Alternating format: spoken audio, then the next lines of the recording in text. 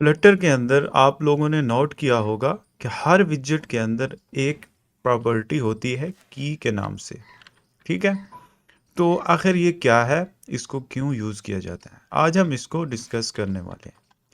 तो यहाँ पर मैं सबसे पहले लेता हूँ बॉडी और इसमें कॉलम, और यहाँ पर मिसाल के तौर पर यहाँ कोई टेक्स्ट है, हेलो वर्ल्ड, और उसके बाद कोई और यहाँ पर है हाउ आर यू, या कोई भी टेक्स्ट है। ठीक है, तो अब देखना यह है कि फ्लटर के नज़दीक इन दोनों में क्या फ़र्क है।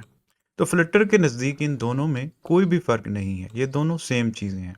क्योंकि जब भी स्टेट अपडेट होती है तो ये दोबारा से क्रिएट होते हैं। ठीक है, यानी कि ओवरऑल जो विजेट ट्री है वो रिक्रिएट होता है, दोबारा से क्रिएट होता है।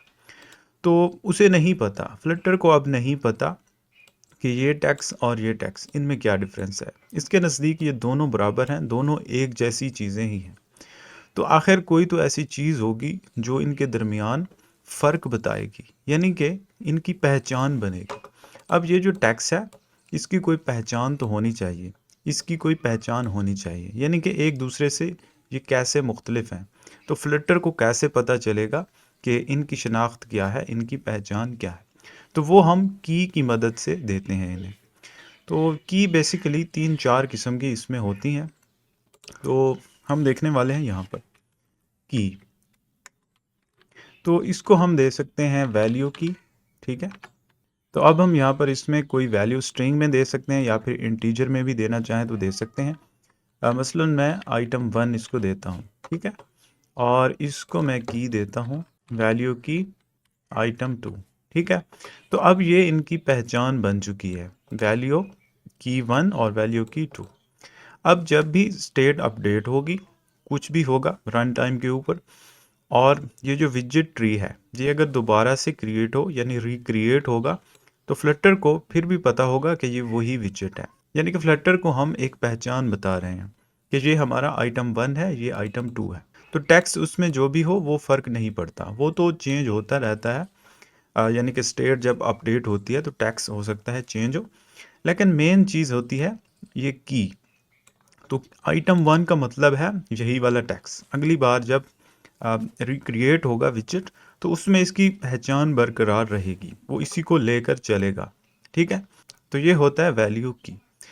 इससे पहले हम देख चुके हैं कांस्टेंट का कंसेप्ट। कांस्टेंट यानी कि कोई भी विजेट है उसके अंदर हम अगर कांस्टेंट यूज़ करते हैं, तो कांस्टेंट जब यूज़ करते हैं तो ऐसी सूरत में की ज़रूरत रहती ही नहीं है, क्योंकि हम बता देते हैं कि ये फिक्स है, ये कांस्टेंट है, ये चेंज नहीं होगा रन टाइम के ऊपर। चाहे जितनी बार विजेट दोबारा से रिक्रिएट हो, यानी पूरा विजेट ट्री चेंज होता रहे, कुछ भी होता रहे, ये तो सेम ही रहेगा क्योंकि ये कांस्टेंट है, ये फिक्स है।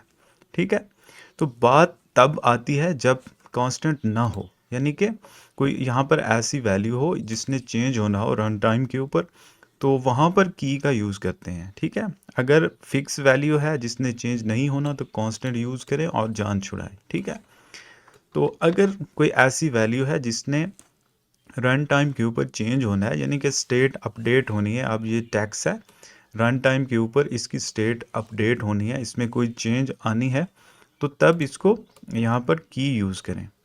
तो ये सिर्फ टैक्स के लिए नहीं, कोई और विजेट भी हो बेशक, मसलन साइज्ड बॉक्स है, अगर इसकी हाइट मसलन है 100, तो अगर ये फिक्स रहनी है तो कांस्टेंट लगाएं और कहानी ख़त्म, इसने कुछ चेंज नहीं होना। ठीक है, और अगर इसने चेंज होना है रन टाइम के ऊपर, इसमें कोई तब्दीली आनी है, इसकी स्टेट अपडेट होनी है, तब कांस्टेंट तो नहीं लगा सकते, तब हम वैल्यू की का यूज़ करेंगे। यहाँ पर की वैल्यू की। ठीक है, और यहाँ पर आप आइटम 3 या कुछ भी दे सकते हैं। अच्छा, वैल्यू की के अलावा आप यहाँ पर ऑब्जेक्ट की भी दे सकते हैं। इसमें कोई पूरा का पूरा ऑब्जेक्ट रख सकते हैं, जैसे हम मॉडल बनाते हैं तो अपना ऑब्जेक्ट पूरा यहाँ पर रख सकते हैं, तो वो भी आप चाहें तो लगा सकते हैं। तो फिलहाल वैल्यू की ही काफ़ी है हमारे लिए। अब यहाँ पर ये तीनों विजेट जो हैं इनको हमने की असाइन कर दी है। अब अगर ये पेज रिक्रिएट होता है, सेट स्टेट करते हैं हम, तो फ्लटर को पता होगा कि सेट स्टेट से पहले ये विजेट था और सेट स्टेट के बाद अब ये भी वही विजेट है, यानी कि आइटम 1, आइटम 2, आइटम 3, उसे पता होगा कि ये वही है। इनकी स्टेट बरकरार रहेगी। तो ऐसा तब होता है, ज़्यादातर इसको यूज़ करते हैं मिसाल के तौर पर यहाँ पर लिस्ट है, लिस्ट व्यू, और लिस्ट व्यू के अंदर मल्टीपल आइटम्स हैं। मैं यहाँ पर क्रिएट करके दिखा देता हूँ। फॉर लूप की मदद से यहाँ पर क्रिएट करते हैं int i is equal to 0, i less than or equal to 100, i plus plus. तो ये लूप है एक, तो यहाँ पर एरर क्यों दे रहा है, सॉरी, यहाँ पर ये यूज़ करना था सेमीकोलन। अब ये लूप जो है 0 से लेकर 100 तक चलेगा। तो अब इसमें रखते हैं हम टैक्स। तो टैक्स हम क्या रखें, तो इसमें हम टैक्स कर देते हैं, मसलन हेलो वर्ल्ड ही करते हैं, हेलो वर्ल्ड, और स्पेस में यहाँ पर $, आई, ये वाला आई जो कि इंक्रीमेंट होगा। अब देखते हैं, तो यहाँ पर देखें इसने शो कर दिया है। अब इसमें ये जो टैक्स है ना, ये वाला फ्लटर के नज़दीक, चाहे ये 100 बार आ रहा हो, 200 बार आ रहा हो, 1000 बार आ रहा हो, जितनी बार यूज़ हो रहा हो, उसके लिए फ़र्क नहीं पड़ता, उसके लिए ये एक ही चीज़ है। अब ये देखें 0 से लेकर 100 तक है, तो फ्लटर को नहीं पता, फ्लटर को नहीं पता ये कौन सा है, यहाँ कौन सा है, यहाँ कौन सा है। तो अगर हम उसको कोई पहचान देना चाहते हैं तो यहाँ पर की का यूज़ करेंगे, की, वैल्यू की। अब हमारे लिए यहाँ पर की इंपॉर्टेंट है, की कौन सी दें, तो हम इसमें देख सकते हैं जैसे लूप चल रहा है तो आई की वैल्यू हर बार यूनिक आ रही है, तो हम इसी को यूज़ कर लेंगे यहाँ पर आई की। तो अब हमने इसकी एक तरह से पहचान दे दी है, शनाख्त दे दी है। तो जिस वक्त हम यहाँ पर की यूज़ कर रहे हैं तो फ्लटर को हम इसकी शनाख्त दे रहे हैं, यानी कि हर टेक्स्ट विजेट जो है उसको एक शनाख्त प्रोवाइड कर रहे हैं, उसको एक आइडेंटिटी दे रहे हैं। तो फ्लटर समझ जाएगा जब भी इसमें कोई स्टेट अपडेट होगी, कुछ भी होगा, तो वो इनकी शनाख्त बरकरार रखेगा। तो ये चीज़ काफ़ी इम्पॉर्टेंट है। जब आप रियल वर्ल्ड प्रोजेक्ट के ऊपर आएंगे वहाँ पर तो बाज़ सिचुएशन ऐसी आती हैं जहाँ आप की के बगैर चल ही नहीं सकते, यानी कि अगर आप की यूज़ नहीं करेंगे तो उसी वक्त एरर आ जाएगा आपके सामने, ऐसी सिचुएशन भी होती हैं। अच्छा, ये है वैल्यू की, और ऑब्जेक्ट की भी हमने इसके साथ देख ली। वैल्यू की दें या ऑब्जेक्ट की दें, दोनों का मकसद एक ही है। अच्छा, अब यहाँ पर मैं कॉलम लेता हूँ, मैं एक और चीज़ आपको दिखाना चाहता हूँ। यहाँ टैक्स, कोई भी टैक्स है। अच्छा, ये तो थी वैल्यू की। अब हम यहाँ पर डिस्कस करने वाले हैं एक और की, जो कि है यूनिक की। ठीक है, अब ये यूनिक की का क्या मतलब है, यानी कि जब भी स्टेट अपडेट होगी, विजेट रिक्रिएट होगा, तो हर बार एक यूनिक की के साथ दोबारा ये क्रिएट होगा विजेट। ठीक है, अगर हम ये यूज़ ना करें, मसलन ये यूज़ ना करें, अब अगर स्टेट अपडेट होती है तो फिर भी काम वही होना है, यानी कि ये दोबारा से एक न्यू ऑब्जेक्ट क्रिएट होगा टेक्स्ट का। ठीक है, लेकिन उसमें भी कुछ पॉसिबिलिटी है कि हो सकता है कि दोबारा वही ऑब्जेक्ट यूज़ कर लिया जाए, क्योंकि मेमोरी में हो सकता है वो पड़ा हो, फ्लटर उसी को यूज़ कर ले, यानी कि कुछ चांस हैं। अगर हम इसको ऐसे छोड़ दें बगैर की के और स्टेट अपडेट करें, रीबिल्ड हो विजिट, तो हो सकता है कि वही पहले वाला यूज़ कर ले, ये बाज़ औक़ात चांस होते हैं।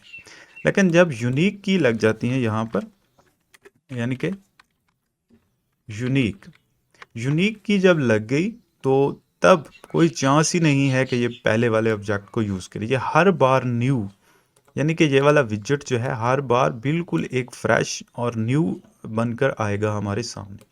जैसे हम अपने मोबाइल को रीसेट करते हैं, तो रीसेट करते हैं तो वो वैसे ही यानी कि बन जाता है मोबाइल जैसे हमने न्यू लिया था। तो ये भी बिल्कुल उसी तरह है, जब भी रीबिल्ड होगा, स्टेट अपडेट होगी, तो ये विजेट दोबारा से क्रिएट होगा एक न्यू पहचान के साथ। हर बार एक न्यू पहचान इसकी बनेगी, यूनिक की हर बार अलग होगी। ठीक है, तो ये क्यों होता है, ऐसा क्यों होता है? तो बाज़ औक़ात ऐसी सिचुएशंस होती हैं, मसलन फॉर्म है, एक फॉर्म है, हम चाहते हैं वो फॉर्म जब सबमिट हो जाए, तो सबमिट हो जाने के बाद वो बिल्कुल रीसेट हो जाए, रिफ़्रेश हो जाए, उसमें जो भी डेटा है, सारी चीज़ें हैं, स्टेट है, हर चीज़ ख़त्म हो जाए और बिल्कुल वो फ्रेश हो जाए। तो ऐसी सिचुएशंस में यूनिक की का इस्तेमाल किया जाता है, यानी कि वो सिचुएशंस जहाँ पर हम चाहते हैं कि पार्टिकुलर सिचुएशन के बाद हमारा ये जो विजेट है ये बिल्कुल फ्रेश बन जाए, यानी बिल्कुल रीसेट हो जाए, रिक्रिएट हो जाए। तो ऐसी जगह यूनिक की का इस्तेमाल किया जाता है। अच्छा, इसके बाद एक होती है ग्लोबल की। पहले हमने देखा वैल्यू की, ऑब्जेक्ट की, यूनिक की, और अब हम ग्लोबल की के ऊपर आ रहे हैं। तो ग्लोबल की का जो मुख्तसर मतलब है वो ये है कि कोई भी विजेट है उसे बिल्ड फंक्शन से बाहर एक्सेस करना। ठीक है, तो यहाँ पर मसलन मैं एक बनाता हूँ ग्लोबल की। अब यहाँ पर हमने मेंशन करना है कौन सी, मसलन अगर स्कैफोल्ड के लिए है स्कैफोल्ड स्टेट। ठीक है, तो इसको हम नाम दे दें स्कैफोल्ड की। ठीक है, इनिशियलाइज विद ग्लोबल की। तो अगर हम इसको यहाँ लगा देते हैं तो तब हम इस स्कैफोल्ड को बाहर से एक्सेस कर सकते हैं, यानी कि इस स्कैफोल्ड की मदद से। तो इसके अंदर जैसे ड्रार है, ड्रार को ओपन करना है, क्लोज करना है, वो सारी चीज़ें हम कर सकते हैं बाहर से। तो ये होता है मकसद ग्लोबल की का। इसी तरह फॉर्म के लिए है, जैसे मसलन मैं इसको रैप विद फॉर्म करूं और यहाँ पर कोई फॉर्म है मसलन, तो मल्टीपल टेक्स्ट फील्ड यहाँ पर हैं। तो यहाँ पर हम क्रिएट करेंगे ग्लोबल की फॉर्म स्टेट। ठीक है, तो फॉर्म की इसको नाम दें ग्लोबल की। तो अगर हम फॉर्म को असाइन कर दें यहाँ पर ये वाली की फॉर्म की, तो आप लोगों ने देखा है पहले भी हम कर चुके हैं कि इसकी मदद से हम फॉर्म की फंक्शनैलिटीज़ को कंट्रोल कर सकते हैं बाहर से। यानी यहाँ पर कोई फंक्शन है, मसलन यहाँ पर है सबमिट फॉर्म। ठीक है, तो उसके अंदर हमें कुछ करना है, तो फॉर्म की मदद से फॉर्म डॉट करंट स्टेट, ठीक है, डॉट वैलिडेट। ठीक है, फॉर्म को जैसे वैलिडेट करना होता है, या बाकी यहाँ पर मौजूद हैं फंक्शंस कुछ भी, तो आप इस तरह कर सकते हैं की मदद से। यहाँ पर देखें करंट कॉन्टेक्स्ट, करंट विजेट, सारी चीज़ें। तो कोई भी विजेट है उसको आउटसाइड एक्सेस करना है, यानी कि बिल्ड फंक्शन से बाहर, तो तब यूज़ करते हैं ग्लोबल की। तो उम्मीद करता हूँ आप लोगों को समझ आ गई होगी कि ये कीज़ जो हैं क्यों यूज़ होती हैं फ्लटर के अंदर, इनका बुनियादी मकसद क्या है। तो अगर हम इन कीज़ को यूज़ करना सीख लें तो ये भी हमारी एप्लीकेशन की परफॉर्मेंस के ऊपर काफ़ी असर डालते हैं, काफ़ी बेहतर करते हैं। तो उम्मीद करता हूँ कीज़ की समझ आ गई होगी। फिर भी कोई क्वेश्चन है तो आप मुझसे पूछ सकते हैं। तो आज के लिए इतना ही, मिलते हैं नेक्स्ट ट्यूटोरियल में। ओके, अल्लाह हाफ़िज़।